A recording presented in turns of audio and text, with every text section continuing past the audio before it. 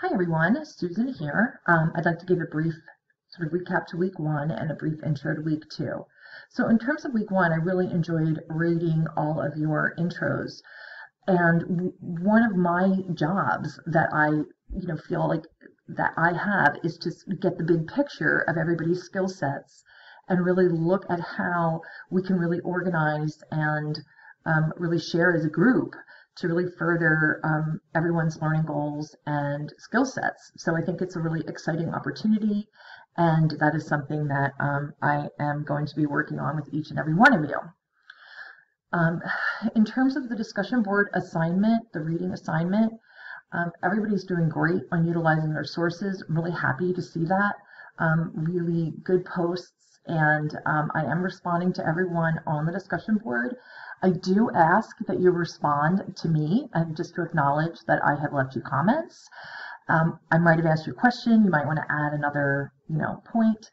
But it is important to acknowledge, otherwise it's not a finished discussion. And the same goes for any peer feedback that you get or peer responses. It's really important to acknowledge that you read what one of your classmates wrote and, to say, hey, thanks, I appreciate you, taking the time to do that. So it can be as simple as, hey, thank you, or thank you for your comments, I appreciate it, okay? Now for week two, we are going to be looking at social media audits. Social media audits, some of you have very probably likely done these for other courses. I know in PR, it's common to do one, perhaps marketing. And the point is not necessarily to do the audit. The point is who you choose or whom you choose to do the audit on. That's really the key, because what I want you to do is I want you to choose a brand or an organization, or it could be it could be like a really influential fashion blogger, it could be a band, it could be anybody that is interesting to you and relevant to either your current field or your career goals. So really think carefully about this. You're going to be sticking with this, whomever you choose over the course of a few weeks, and we're going to actually take the audit and we're going to add to it later. We're going to look at competition. We're going to look at demographics of the users of the organization or brand or person's target audience, and then we're going to keep adding to it, but we're going to take that information and we're going to make those into blog posts. It's really important that anybody working in social media knows how to properly and effectively optimize text for online reading, and so that's really important, and that will give us a way to do that.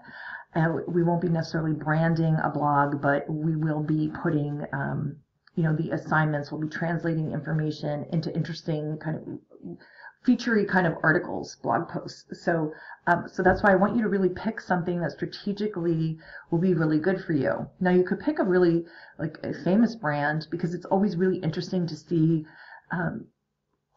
how they can still be susceptible to messing up, to not following best practices, or they may be doing a great job.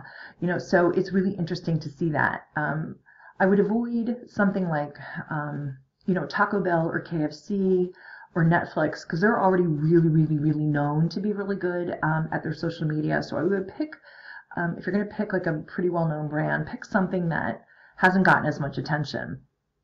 And then the other advantage to choosing a smaller organization or brand or something that's more fledgling is that you can then be in a position to make recommendations to them later. And I have had students do that in the past, and I have actually had them have dialogue with a brand or an organization or company. So, and that's much more likely to happen if you're choosing a smaller brand, or maybe even a nonprofit organization to be helpful. So it really depends on what your goals are here, but I want you to pick it very strategically. And in terms of doing the audit itself, let me open that up. There's all different ways to, format a social media presence or the audit for that.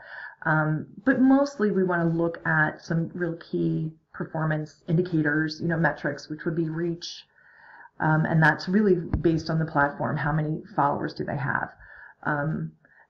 And then how are those followers or users really responding to the content? Is it positive? Is it negative?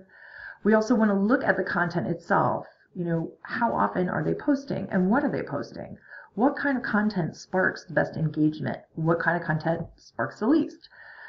Feedback. So this is where, the user and the target audience itself is engaging. Do they like? Are they replying? Are they sharing? And then the average response time is, well, the brand or the organization or the person, are they actually responding? And are they doing it in a timely fashion? Are they doing it effectively? So this is often, this part here is often where you'll see some really interesting things unfold.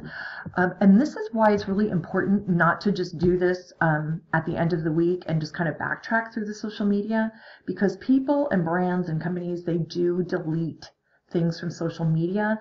So if you do this over the course of a few days, like 3 days, you want to really be on it and really looking like a few different times a day. That really is ideal, because then you might catch the content that gets, maybe deleted, or something might happen later. Something might not happen, but it's much better to do it, like pick 3 days that you'll do and really just check in like morning, noon, night. And really, that will really just give you more of a flavor of how they're really, doing it, really checking in. Because let's face it, if you were really doing this for a living or part of your job, you would be doing it probably every day. So it's really important to look at 3 different days and to see how it unfolds over the course of the day more organically than just kind of bunching it all up, by backtracking through the social media. So here, this is basically what I'm looking for. You don't have to say every single solitary post or, everything that is made. We're really kind of looking for patterns. We're looking for, like some patterns is really the best way to look at it, or habits. Are they, do they mostly do picture? I mean, obviously most people are doing pictures now, but, not always. So it's going to depend, like who's using video.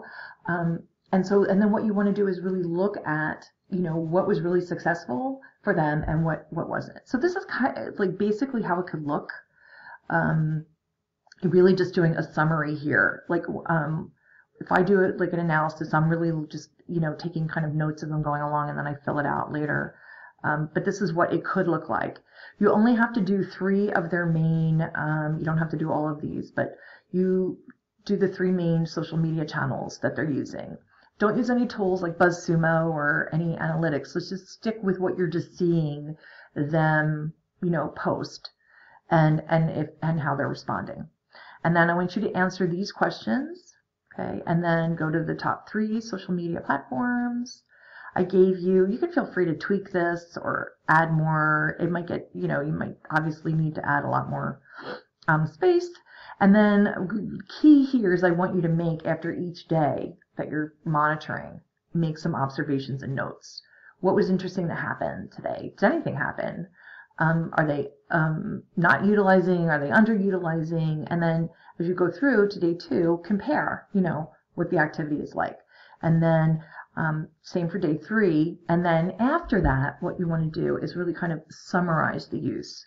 And that will be really the subject of your blog post. We're going to take this assignment from week 2, and in week 3, we're going to turn that into a blog post. So your observations and notes will really be key for that.